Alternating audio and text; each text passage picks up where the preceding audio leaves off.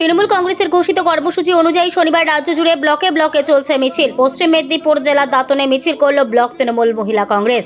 মুখ্যমন্ত্রী মমতা ব্যানার্জির নেতৃত্বে বাংলার নারী ও শিশুরা সুরক্ষায় রয়েছে। কেন্দ্র সরকারকে চাপ দিয়ে অপরাজিতা বিলকে আইনে পরিণত করবে, ফলে বাংলায় বিরোধী শক্তির মুখ ফাটাতে পারবে না, এমনই মন্তব্যে উঠে এলো দাঁতন 2 নম্বর ব্লকের মহা মিছিল থেকে।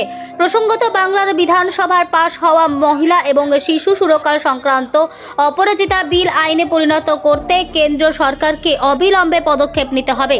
মূলত এই দাবিতেই দাঁতন 2 নম্বর ব্লক তৃণমূল কংগ্রেসের সভাপতি ইফতেখার আলীর নেতৃত্বে মহামিছিলের আয়োজন করল দাঁতন 2 নম্বর ব্লক তৃণমূল কংগ্রেস। বাংলায় নারী ও শিশুরা বিপন্ন অবস্থায় আছে, এমনটাই দাবি করে এসেছে রাজ্যের বিরোধী দলগুলি। বিরোধীদের এই দাবিকে কার্যত বাংলা থেকে নস্যাৎ করতে তৎপর রাজ্যের মুখ্যমন্ত্রী তথা তৃণমূল সুপ্রিমো মমতা বন্দ্যোপাধ্যায়।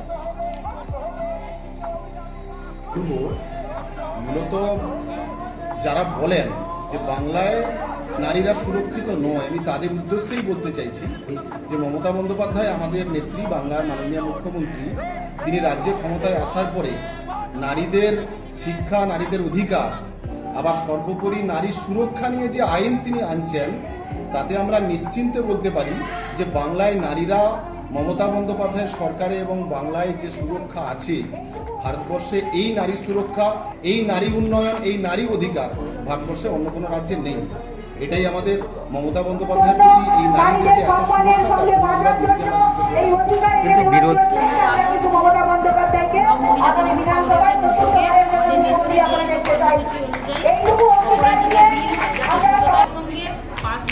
ধন্যবাদ মহিলা নেত্রীকে। আজকে আমরা এখানে মিছিল দেওয়ার চেষ্টা করব।